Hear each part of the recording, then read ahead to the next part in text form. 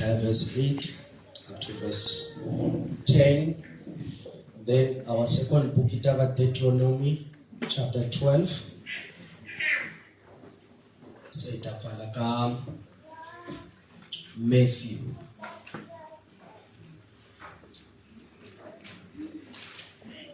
I see Malaki chapter 3, verse 8 to verse 10.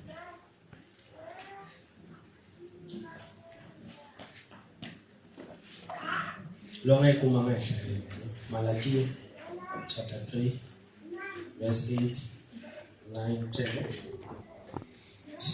Deuteronomy chapter 12. Malachi chapter 3, verse 8. Will a man rob God? Yet you have robbed me. But you say, in what way have we robbed you?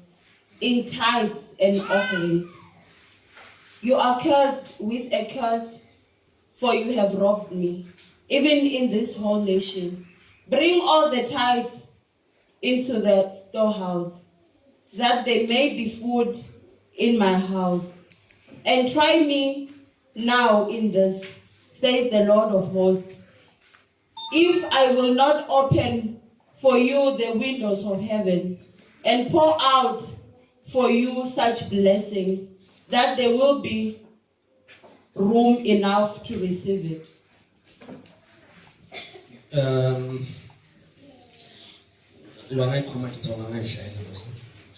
Deuteronomy verse 5. You verse 14. What's the one? Samulo hileyi. Kushisa xikwembu a hi swona. Kambe n'wina mi le ku ndzi xiseni. Kutani mi tlhela mi ndzi vutisa miku. Hi ku xisa hi ndlela yini ke? Mina ndzi ri ma ndzi xisa eku humeseni ka vukhume ni mihlengo. Mi rhukaniwile hakunene. Hikuva mi le ku ndzi xiseni hinkwenu ka n'wina. Tisani vukhume hinkwabyo endlwini ya vuhlayiselo, leswaku ku va ni swakudya etempeleni ya mina. Kutani mina hosi ya matimba hinkwawo ndzi ringeteni hi ndlela yeleyo. Mi vona loko ndzi nga mi pfuleni mafasitere ya le tilweni, ndzi mi nisela mikateko hi ntalo. Deuteronomy 12. Okay, ndakomela ku ingafiki ka 14, but loko tsala ku ifike ka verse 14 your homework senengela timakatanga. Let's just take verse 5 up to verse 7. But you shall seek the place where the Lord your God chooses, out of all your tribes, to put his name for his dwelling place. And there you shall go. There you shall take your burnt offerings, your sacrifices, your tithes, the heave offering of your hand, your vowed offerings, your freewill offerings, and the firstborn of your head and flocks. And there you shall eat before the Lord your God, and you shall rejoice in all to which you have put your hands, you and your household, in which the Lord your God has blessed you. I am studying Matthew 18, verse 20.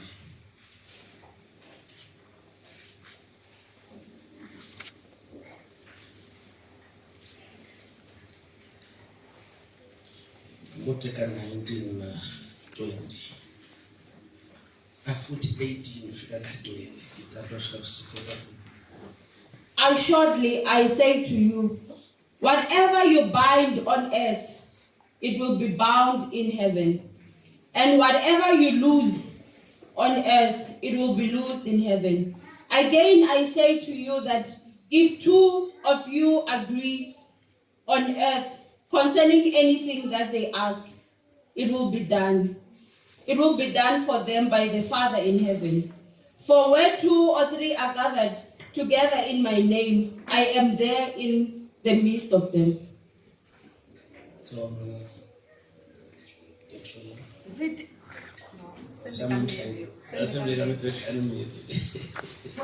Ndzi tiyisile ndzi ri ka n'wina hinkwaswo leswi mi nga ta swi alela la misaveni swi ta aleriwa ni le tilweni, ni hinkwaswo leswi mi nga ta swi pfumelela la misaveni swi ta pfumeleriwa ni le tilweni. Ndzi tiyisa kambe ndzi ri ka n'wina loko vambirhi exikarhi ka n'wina va twanana laha misaveni hi mhaka yihi na yihi, kutani va yi kombela hi ku khongela, va ta nyikiwa hi Tata wa mina la nge matilweni. Hikuva laha vambirhi kumbe vanharhu va hlengeletaneke kona hi vito ra mina, na mina ndzi kona exikarhi ka vona. Uyakhazi ula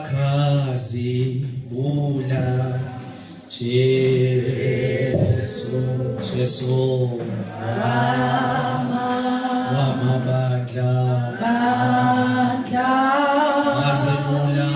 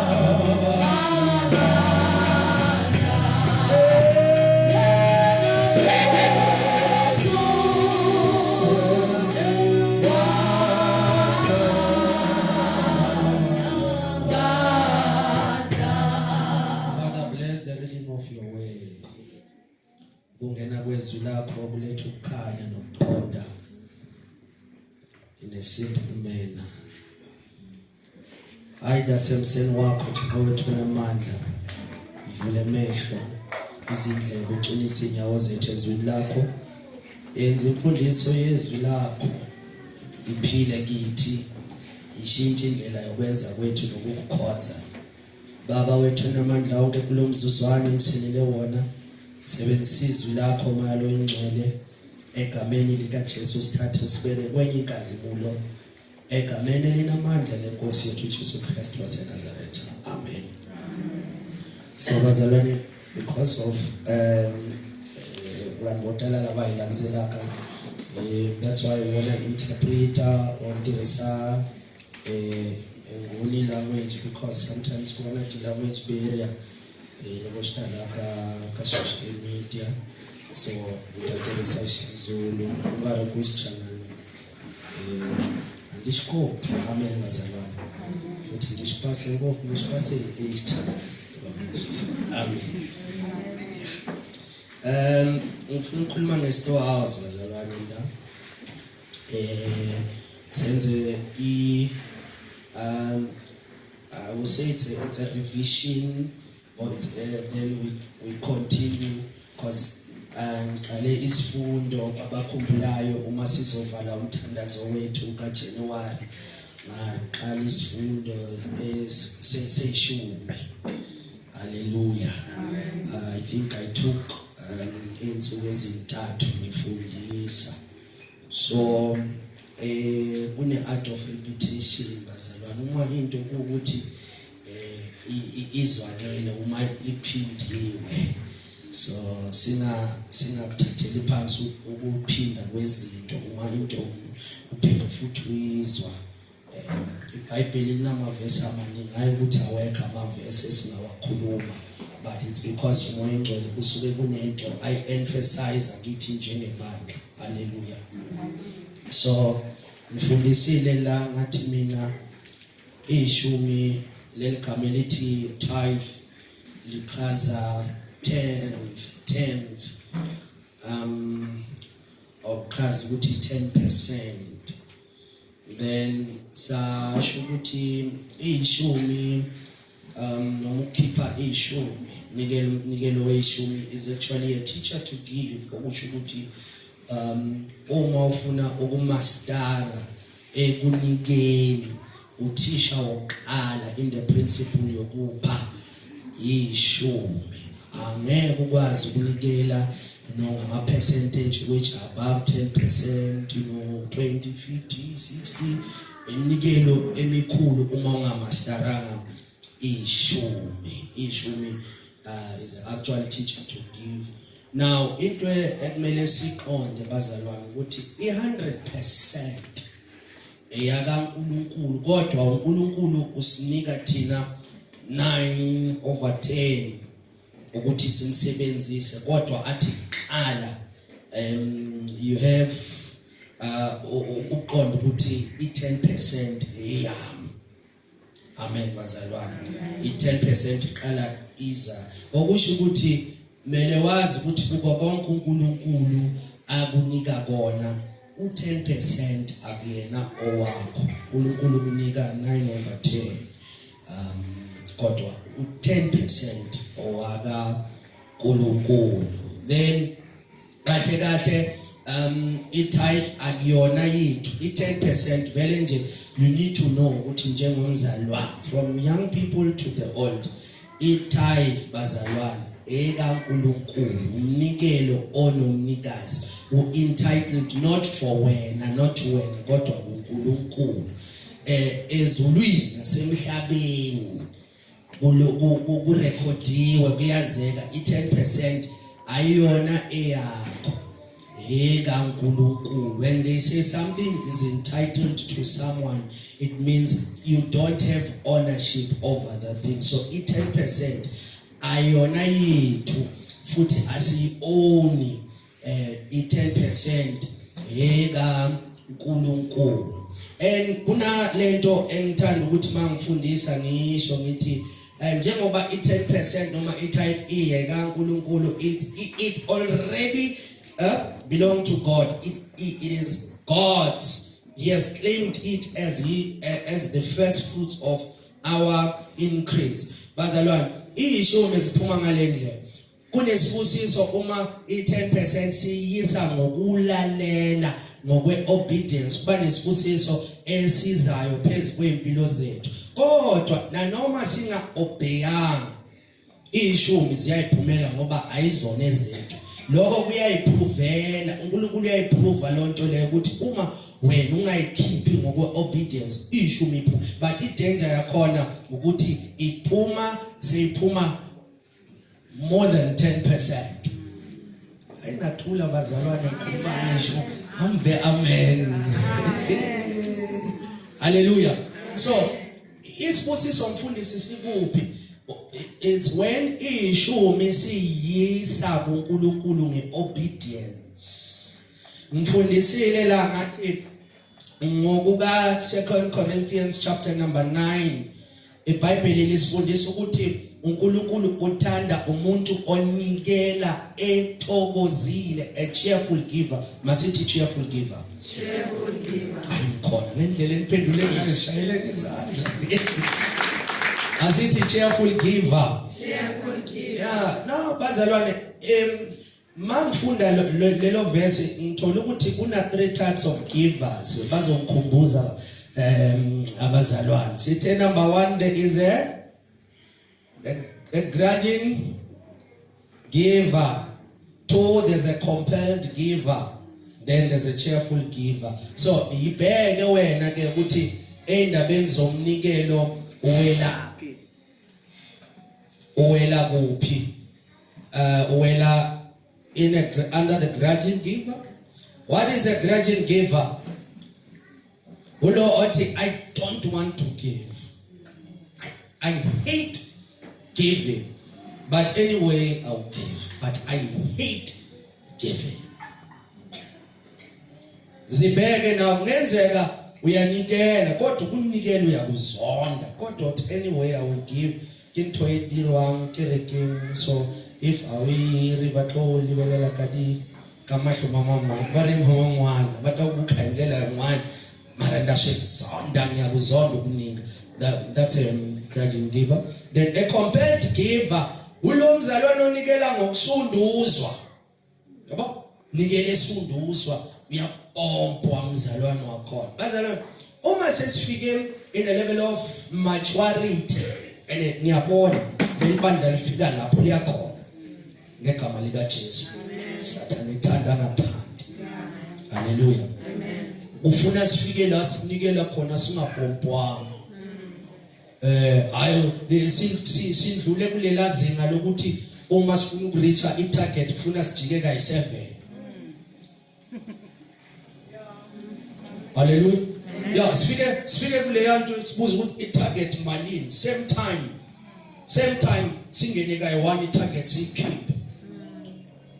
Ngoba we are not compelled. Ngoba akunasibusiso uma onikelwa usunduzwa compelled.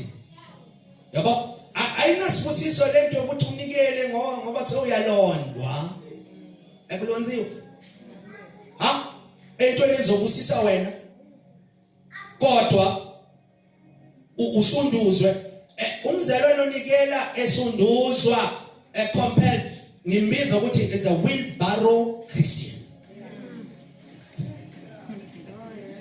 Ibazalwane a wheelbarrow Christian, don't be a wheelbarrow giver. Oh hallelujah. Amen. Asa kusisona ukuthi into inqume ngoba uPaul uma ekhuluma ngabazalwane ethile eBhayibhelini athi laba bebanale athi ukuthi umnikelo bawulungise before bafika enkonzweni. In other words usuke sewazi ukuthi le eyishu, le free will, le either ngisina target sinani. Then leyo nto leyo yenza ukuthi Paul was trying to say bazalwane, even eminikelwe when it comes to giving we have to budget our giving. Oh. Then city number 3, it's a cheerful giving. uNkulunkulu uthanda lo nikela thokoza. Yakho bazalwane. All right. So la bazalwane abakhumbulayo sikhulumile la bazalwane ukuthi the first person to tithe eBhayibhelini was Abraham. Hello. Or Abraham aganikelanga because there was a law for him to give.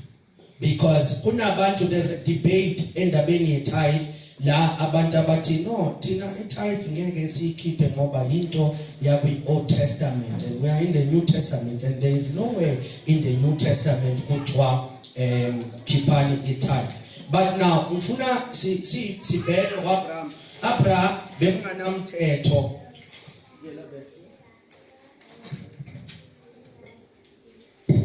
bekunganamthetho. It was before Moses' time or Abraham akazokhipha i-tithe. So okusho bona ukuthi laba abathi abakhipha i-tithe because it's in the Old Testament basuke babhaqa ngomuno ngoba in the Abraham wakhipha ishumi before the Old Testament. Ninakhumbula Abraham uma zokhipha i-tithe cousin wakhe uLot wakunempi enkulu. I preached about that. Akuningi impi in'wana leyikulu leyi nga va kola ni Lot khomiwaka kona vasati na nhundzu. And then Abraham loko afika kuma swa Abraham Lot I khomiwile va endliwe ti-slaves kumbe ti-prisoners. Yi ri Bible Abraham agijimisa etihosi letiya alwa na to endzhaku kulwa na tihosi teleto avuya na Lot cousin wa yehe avuya na nhundzu liya hinkwayo liya a yi tekiwile. Then yi ri loko se avuya etikweni ra Sodoma na Gomora I hlanganisiwa hi tihosi timbirhi. 1 va ri I hosi ya le Sodoma, 2 I hosi ya le Salema leyi vitaniwaka Melchizedek. Xa ku sungula Abraham loko a hlangana na Melchizedek, va ri Melchizedek xa ku sungula I fika a nyika Abraham xinkwa a nyika na wine. I nyikela yini kumbe okay, because Abraham I ta hi le nyimpini. But hosi leyiwa a yi ri hayi ndi nyike ni xerele, but Abraham ye n'wini endzhaku ka hosi leyiwa yi nyika xinkwa na wine ku endleka hi vazalwana. Yi ri hosi leyi yi mkhongelela ka Abraham. In fact yo n'wi a khensiwe Yehovha loyi a nga pfuna Abraham ku veni a vuya enyimpini a hlulile. So in other words Melchizedek I tsundzuxe Abraham ku ri we Abraham loko a ku nga ri xikwembu a wu ta va u nga vuyanga na le nyimpini, na leswi u nga na swoho a wu ta va u nga ri na swona loko a ku nga ri xikwembu lexi xi nga ku pfuna. Alright, I'm thinking Melchizedek hosi ya le Salema yo va ri same time loko hi vona Abraham a vuya na swilo yi ri ka Abraham teka tihomu letiwa, teka golidi leyi u nga na rona, we ndi nyike vatirhi lava tijele leswin'wanyana. So bazalwane, there are 2 kings leti ti surroundaka evutomi. There are 2 influences leti ti influensaka evutomi bya hina loko hi ta hi le mitirhweni, hi ta hi ri ni ntshovelo. Ku na 2 ya tihosi leti ti yimaka mahlweni ka hina. Leyin'wanyana yi ku tsundzuxa ku ri I Jehovha loyi a nga ku nyika matimba ya ku veni u ya tirha. Namuntlha u na muti, namuntlha wa hola, namuntlha wa swi kota ku veni u fikelela 1 2 3 because I xikwembu lexi nga ku pfuna. But now hosi leyin'wanyana yo yi ri hayi tijele mzalwana wa mina. Una tihosi ti nga bazalwana 2. There are 2 influences in your life. I mean, at God, loko ku va na something leswi swi khomaka evokweni ku na 2 ya ti-influences leti taka. Leyin'wanyana yi ri honor God for what you have. Leyin'wana yi ri hayi tijele n'wana mani nyikiwa wena wa tirha u yo dyondza. Hikuva vazalwana I'm just trying to show you so Abraham was the first person to tithe. Bari Melchizedek imnike xinkwa. Ngalahlekela amnika wayini. Abraham bari ye endzhaku sweleswo a teka tithe, a khipa tithe ukhume wa khipa 10 zako bonke. Angazama hayi imani khipa tithe ya leswi n'wanyani ntavuya ni swi vona. Lithi Bible wa khipa 10 zako bonke. Leyin'wana hosi yi rini ka yena yi ri hayi tijele u nyike vanhu me, tijele u yo tirha muswe, va nghena kwini van'wani u yo pfuka wena impundzu we n'hweti hinkwayo. But the other king yi ri a katekisiwe Yehovha loyi a nga pfuna Abraham. Uvena vuya namuntlha I mani vula ku va tele vanhu lava nga dyondza, van'wani va dyondze before we, van'wani va qualify na we, mara na namuntlha va tirhi. Vazalwana, are you with me? Iko ora khensiwe Jehovha loyi a nga pfuna Abraham ku ve a vuya na ntshovelo loyi a nga na wona. Vazalwana tsutsumela va chela swin'wana la Number 2, ilanguthisesha ku the second person eBhayibhelini lwe angakhipha ukukhume bazalwane iJacob. And Jacob bonani bazalwane vale lokade khipha swabukhume lokla Genesis 28 yiri Bible itelo ko a recognize kuri ndawo liya angaveka inhloko yaye eka yoho indawo lihambaneke nathi indawo tin'wanyana lithi Bible wavela wathi le ndawo ezabizwa ukuthi yindlu kaNkulunkulu. Ayizo zonke indawo ezimele ezibizwa ukuthi indawo kaJehova ngoba zikhona ezinye indawo kuthiwa yindlu kaNkulunkulu kodwa uNkulunkulu umfuna ungamtholi. Ebaza tinwanti sasekini baze babhala abantu bathi house of God bathi house of worship kodwa uthi umfuna uNkulunkulu ungamtholi. Thola abantu bekhuluma thole kuhama voice abantu ekhuluma kungakhuluma uNkulunkulu. So uli Jacob lo kabulabula uli le ndawo yindlu kaNkulunkulu yindlu kaSomandla. Se in the Bible Jacob aendla a vow ayike a vow. So in other words bazalwane endabeni zomnikelo ngeke bazalwane salunga ukuba sibe consistent yabo lenyanga ukwazile ukunikela nenyanga ezayo ukwazile ukunikela uma ungayenzanga isinqumo. I'm a covenant. I've been in a covenant. Jacob wanqume enhlizweni yakhe athi weNkulunkulu nanoma ngihamba ngiyephi ngegoli ngibuye kodwa the first thing that I would do I will remember ubuya kule ndawo ngizokhipha ishumi kule ndawo. Shila unquma empilweni yawe and you know retolering a covenant kuya isho iBhayibheli rivula blood shedding ukitheka kwegazi. Mamthunzu kaDavid lo batamshabisela eshibuya in fact yiri Bible David alakashaba ekran la ngata yakhe la Jehova yindloko lithi iBhayibheli le yandoda yathi uma yizwa ukuthi uDavid ufuna ukuyithenga leyo ndawo ifuna ukumthengisela lithi iBhayibheli uDavid ewalunelwa iri teka David mahala se David angeteki ndiyakela Jehova liyenda isilo sha alisitwelanga kubaba. So in other words when we talk about covenant there must be a pain lewithwa loko ita eka covenant it's not simple bazalwane akholula. But uma uyisinqumo esivele enhlizweni yakho uyakwazi ukwenza whether abanye bayenza whether abanye abenzi kodwa wena uyakwazi ukwenza because you have covenanted in your heart. Oh, hallelujah. Amen. Are you there? Amen. And I share you a more. Uneva mwana himu lo bashibaba nyikele kumevakari batisa eti tithe umazubelwe efakayanga kusho all over. No, it's all about the covenant. Kula unqume yini zenkambi yawo mele uyitshele fana imbeleri labo lembeleri la khonza shweni. You need to covenant.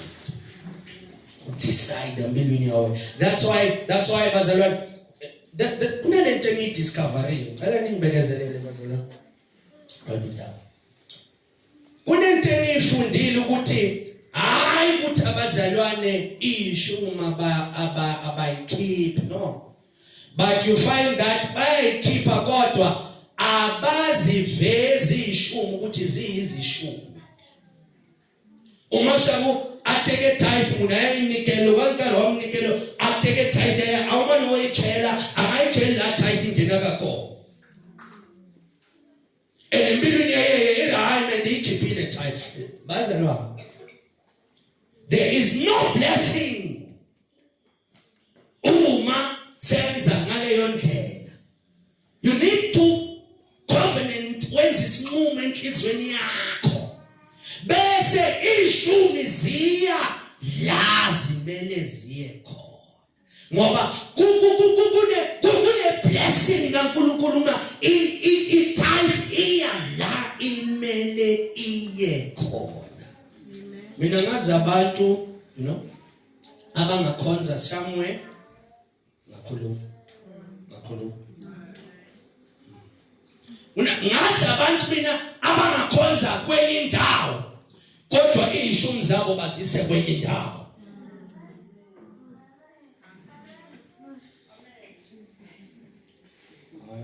Yazi lento inamandla ene lento inomlilo. Ene le futhi ayikhalisani le namhlanje la thiyo ukhalisa abantu. Hallelujah. Mentile abantu laba angakhongela kumwani. Okay, imantsika yathi ngazi abantu mina abafadalwa kwenye indawo kodwa bakhonza kwenye indawo.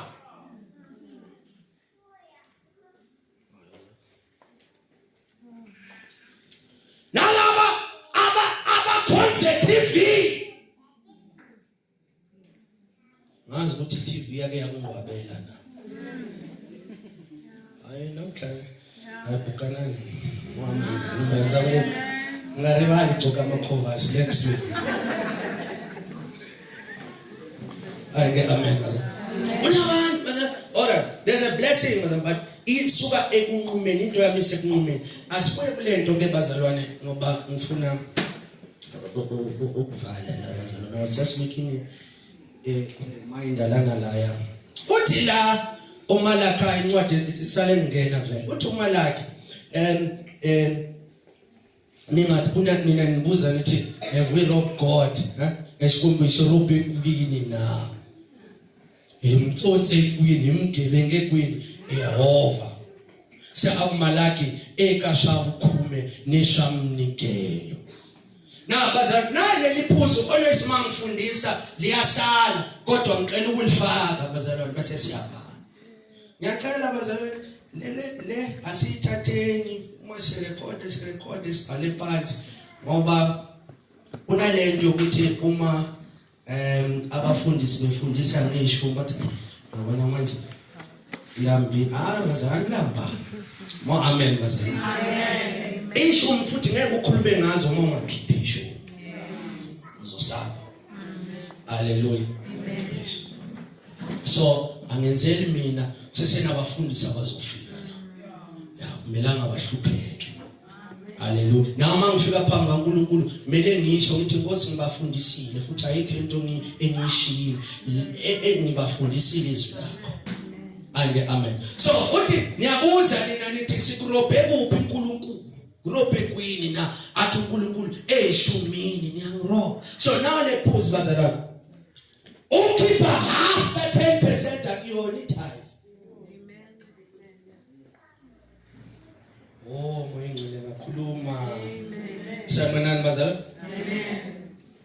Akuyona itithe bazalwane. Ngisho noma ungakhipha 5% ayiyona itithe.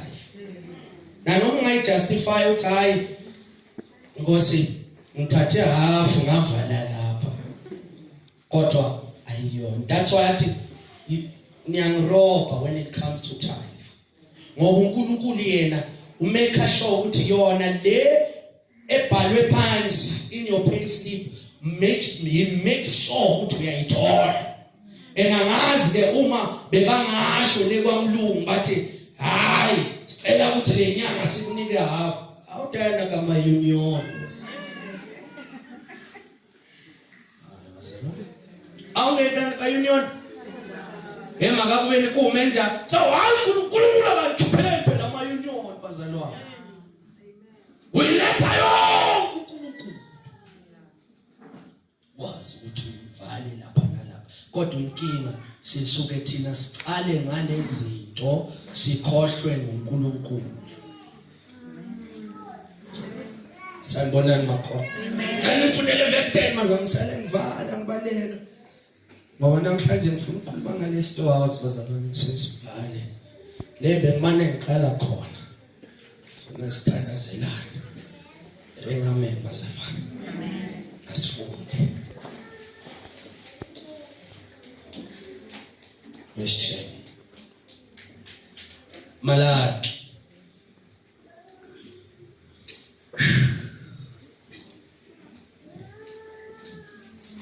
Bring the full tithe into the storehouse. Into nje tisani vukhume hinkwabyo endlwini ya vuhlayiseko. endlwini ya vuhlayiseko. Praise the name of the Lord. Bazalwane, what is a storehouse? La gama lakhe byeliwa ku efanele itisa swa vukhume in a storehouse. Itisa minikelo in a storehouse. What and where is the storehouse, and what or where did it originate? Because I eka Mount Sinai. In the Old Testament, vukhume bazalwane abjitisiwa in the tabernacle. Kuveni va priester bakota kuveni va amkela evukhume ayinge tabernacle. So now what is a tabernacle bazalwane? Lokwehlaya laka Deuteronomy chapter 12 siyahlanganisa. God told Israel to bring their tithes, their offerings, free will offerings, sacrifices, not the first fruits, at a place where his name will be recorded. His name will be recorded. His name be recorded. His name will be recorded. I put in foot. His name will be recorded. So bazalwane bam kahle kahle ngokwenza isamari uNkulunkulu uzasinceda. Istorehouse indawo la igama lika Jehova lirekhodwe khona.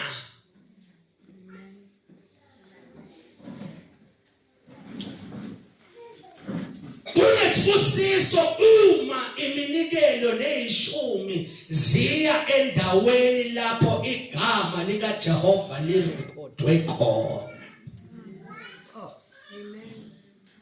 Message yami yolemba bazalwane. Kunesibusiso uthi la kuMalachi lethani ishumi in the storehouse.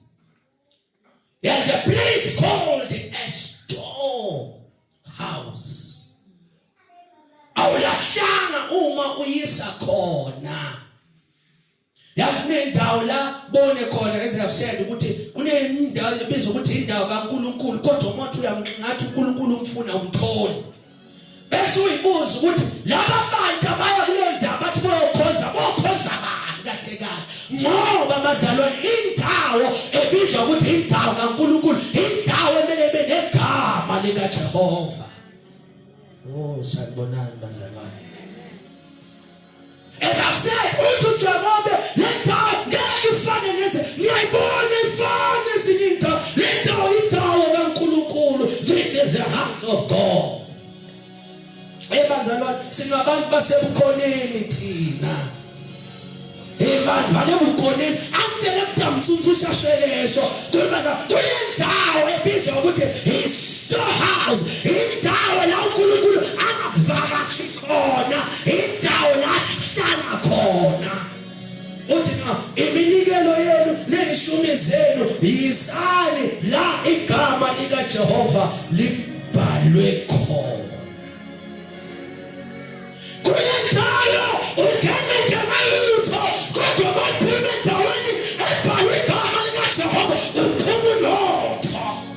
uphumulotho. Hayi sanibonani bazalwane.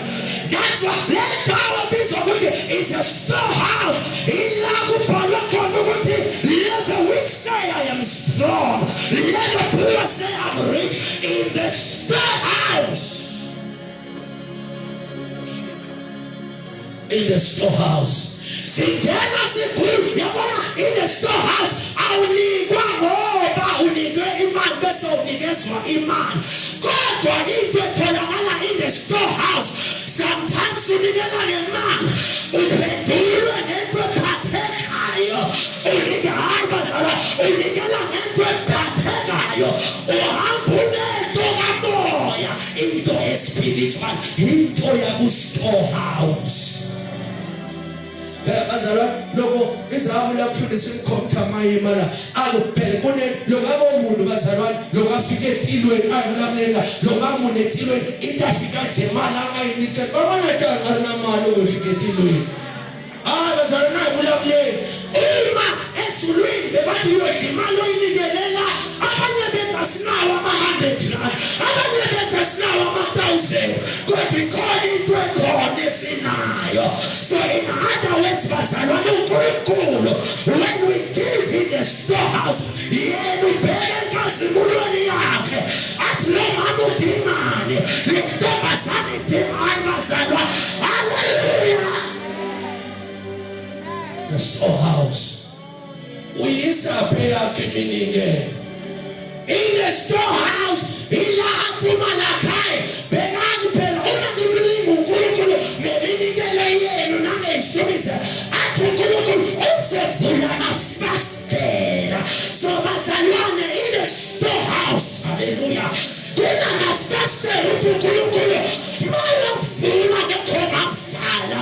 Hallelujah. Hayi bazalwane, kunamafastela uJehova makawavula akho bathakathi abangawafaka.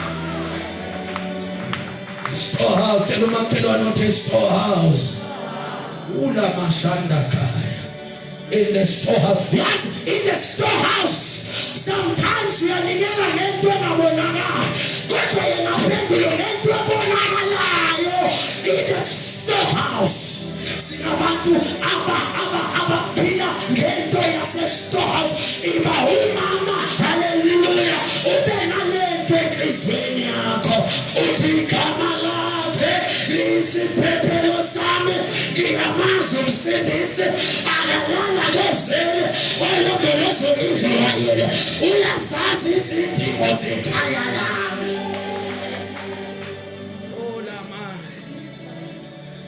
Bazalwane bami, uthi nizilethele endaweni la igama lami libhalwe khona. Ngicela ukukhuluma, ngicela ukumemezela ukuthi lo mhlabeleli siyamqualifya ukuba simhlabelele lo othi cha anginento. Bazalwane, i-avoideni into uNkulunkulu angekho kuyo. I-avoid into yokunikela uNkulunkulu angekho.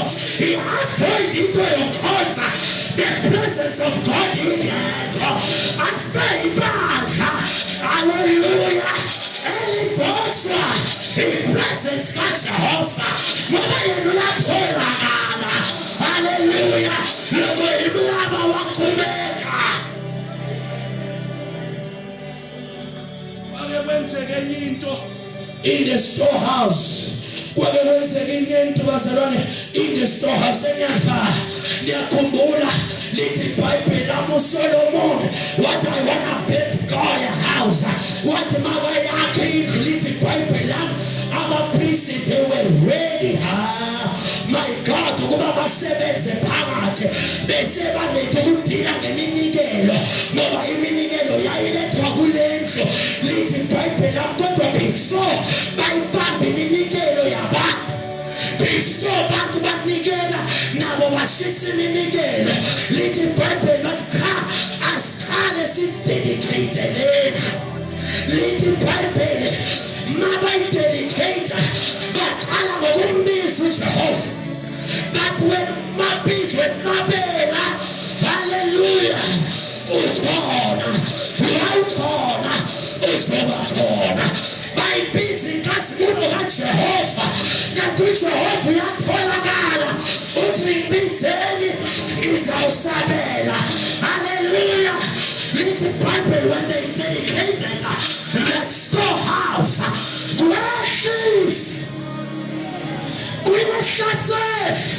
bazalwane, lelibandla ngeke liyempawu uma lefu lingekho. We need this cloud. Hallelujah. Lithi malefa